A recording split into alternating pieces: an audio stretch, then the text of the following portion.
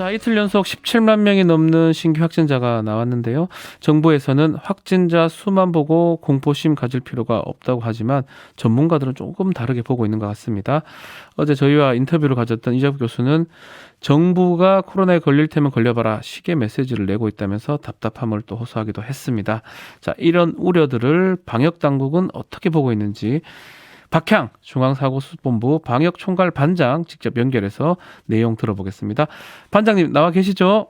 네, 박향입니다. 네, 자 우선 코로나 상황부터 짚어보면요. 이틀 연속 17만 명 확진자가 나왔고 전문가들은 현재 확산세에 대해서 지금 걱정했던 대로 지금 당황스럽다는 반응인데 방역 당국의 또 보는 태도는 어떻습니까?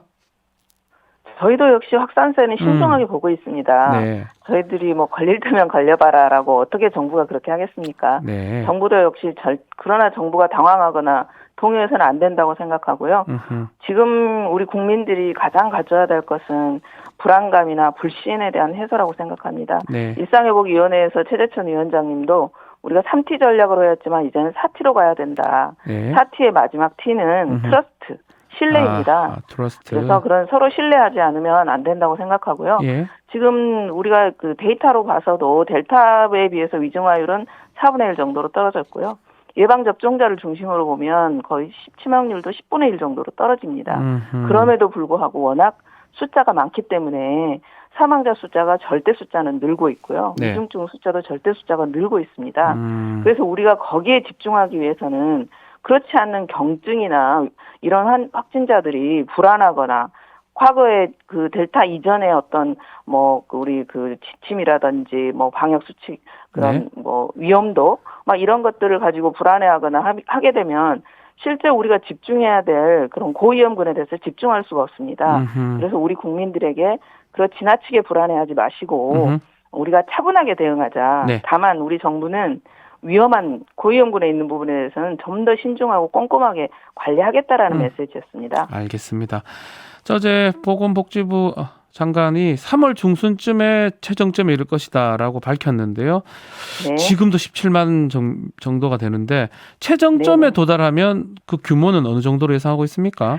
이제 그거는 전문가들 의견은 굉장히 다양한데요. 예. 20만 내지 30만까지도 보시는 분도 계시고 그 이상으로 보시는 분도 계십니다. 예. 저희들도 한 2, 30만 정도에서 좀 대비를 하지만 더 높아지더라도 어떻게 할 것인지는 준비하고 있습니다. 이게 제가 질문인데 이게 중장기적으로는 이렇게 많이 나오는 게 긍정적인 부분도 있는 겁니까? 어떻습니까? 이제 많이 나오는 거에서 아까 말씀드린 예. 대로 여전히 미접종자도 있고 고위험군은 존재하고 있기 때문에 저희들이 이제 의료적 대응을 해야 되고요. 또 하나 확진자 수가 많이 나오게 됐을 때 이제 걱정은 지금 이미 이제 BCP라고 해서 병원들 서울대병원이 보여주는 것처럼 예. 필수 인력들이 이제 확진이 되게 됐을 때 이런 그 지침이나 이런 거에 따라서 필수 기능들이 이제 위축돼 버릴 수 있지 않습니까? 이제 이런 부분들이 있기 때문에 좀 주의를 해야 될 것 같고요. 또 여전히 확진되지 않는 사람이 그런 의료적인 문제라든지 위급 상황 이런 것들이 생기기 때문에 이런 걸 어떻게 대응할 건가 이런 부분이 좀 중요할 것 같습니다. 그래서 방역 완화의 메시지라든지 이런 관점이 아니고요. 이제 이렇게 필수 요원들도 확진이 되게 되는데 그러나 그분들이 위중증으로 되거나 치명적인 그런 상황은 아니시잖아요. 네. 그래서 이분들이 필수 그 기능이 마비되지 않도록 어떻게 그런 확산세를 좀 속도를 내게 하지 않으면서도 그런 필수 기능을 유지하게 할 건가. 그러려면 어떻게 우리 국민들이 불안해하지 않고 차분하게 대응하게 할 건가. 이게 가장 중요한 문제가 되는 것이죠. 그래요. 지금 그 부분인데요. 그 의료진 관련된 부분 네. 해법이 있는 겁니까? 지금 어제 이제 이미 서울대병원에서 보여주셨지 않습니까? 예.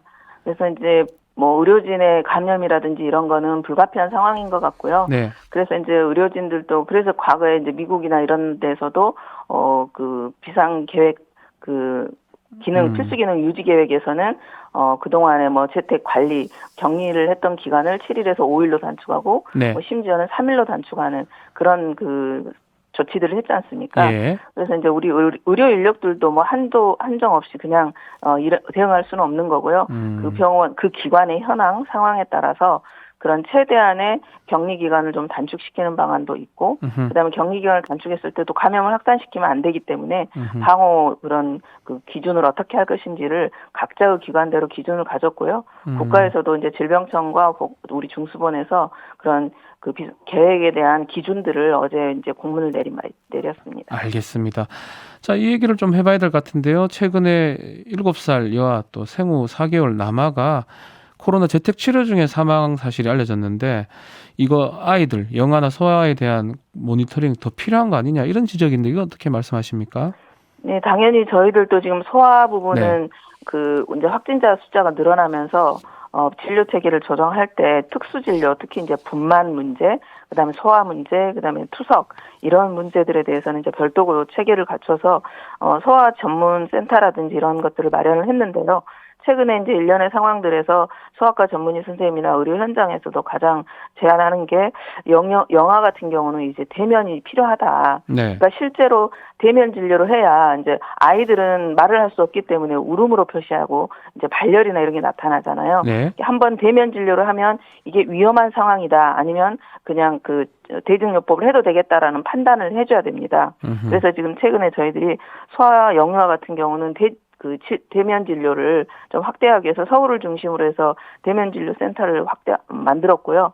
지금 비수도권 같은 경우도 소아 대면 진료를 할 수 있는 체계를 좀 더 확대하는 방향으로 조정을 하고 있고요. 네. 또 이제 관리를 하는 데 있어서도 영유아 같은 경우 집중 관리로 좀 일부 지자체에서 판단에 의해서 집중 관리군으로 할 수 있도록 또 열어놨습니다. 네. 뭐 시간이 좀 다 됐는데 짧게 지금 이제 신속 항원 검사 양성 반응 받으면 바로 이제 최종 확진하는 거 요거 이제 앞으로 되는 겁니까? 이제 그 부분도 검토 중에 있습니다. 네. 왜냐하면 PCR 같은 경우는 이제 검사 결과 기반으로 해서 마지막에 진단 검사 의사들이 판정을 하는 거고요. 지금 신속항원 검사 같은 경우는 처음부터 의사가 대면 진료를 하는 거잖아요. 네. 근데 현재 보니까 신속항원 양성인 경우, PCR 양성인 경우가 92%에서 38%예요. 알겠습니다. 그래서 이제 이 부분은 좀 더 검토를 더 신중하게 하려고 합니다. 알겠습니다. 여기까지 말씀 듣겠습니다. 감사합니다. 네, 감사합니다. 지금까지 박향 중앙사고수본부 방역총괄반장과 이야기 나눴습니다.